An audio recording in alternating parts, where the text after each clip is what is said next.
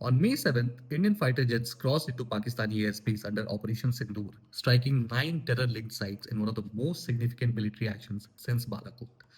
Pakistan has responded with artillery fire and claims of shooting down Indian aircraft. As tensions rise, the question is not whether we are in a crisis, it is how far up the escalation ladder we already are. And more importantly, where does it end? To understand what's unfolding, we turn to Herman Khan's escalation ladder, a Cold War framework outlining the step by step path from diplomatic tensions to nuclear war. It is chilling how closely the India Pakistan situation mirrors this model and how close now we are to the point of no return. Let's map it out. This crisis began where most do, at level 1. One ostensible crisis. After the Pahalgam terror attack that killed 26 civilians, Indian leaders blamed Pakistan's deep state. Pakistan obviously denied involvement and deflected blame. Public narrative has hardened, but militaries did not move yet. And then came level 2, symbolic actions. India suspended the Indus Water Treaty, expelled diplomats, banned trade routes, and Pakistan retaliated with airspace bans and diplomatic tits for tats. These moves hurt little economically, but they were loud. They signaled resolve. Level 3 followed quickly. Formal declarations. Modi promised to pursue the attackers to the very end, and Shahbaz Sharif warned of a crushing reply. Red lines were drawn on camera, and political egos were locked in. And then came the hardening of positions. Level 4. India demanded verifiable action against Lakshar proxies, and Pakistan demanded proof. No one blinked. Private talks continued, but at the surface, the standoff calcified. Now, at this point, many hoped that the crisis would plateau at level 5, a show of force, naval drills, missile tests. Rafales forward deployed to Punjab and Rajasthan, and Pakistan responded with a publicized Abdali missile launch, which are short range, tactical, and precise. But the real escalation came with level 7, actual combat operations. On May 7th, India executed Operation Sindoor, deploying French origin scalps and hammer bombs to surgically strike 9 targets in Bahawalpur, Mudrike, and Muzaffarabad, alleged hubs of anti India terror activity. These weren't retaliatory shells at the LOC, they were deep penetration precision strikes. Now, Pakistan says that it has shot down 5 Indian jets. Artillery duels are back in vogue. The rhetoric has flared, and now we are sitting at level 9, which is dramatic military confrontation. So, what's next?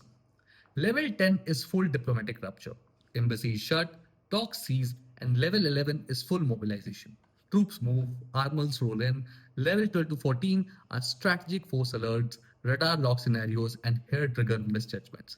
And finally, level 15, that is when nuclear war becomes not just possible but dangerously close. Now, here is the uncomfortable truth. Pakistan probably holds the key to what happens next.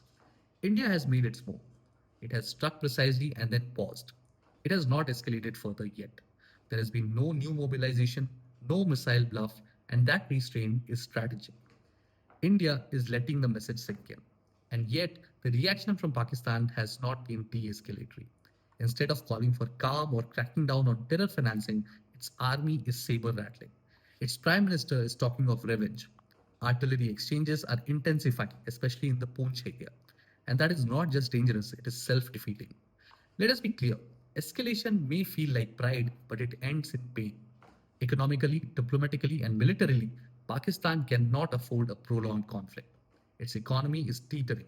It needs IMF bailouts as soon as next week. Its agriculture depends on Indian fertilizers. Its global standing is shaky at best.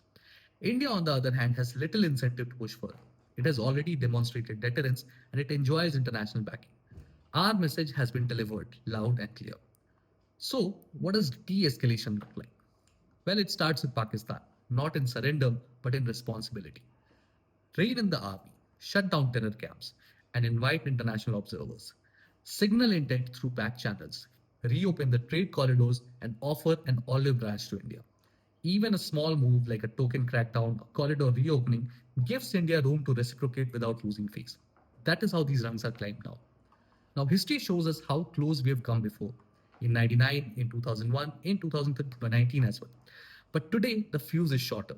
Social media and drone footage and satellite intel, all of it compresses time and narrows the window for reflection and calculation.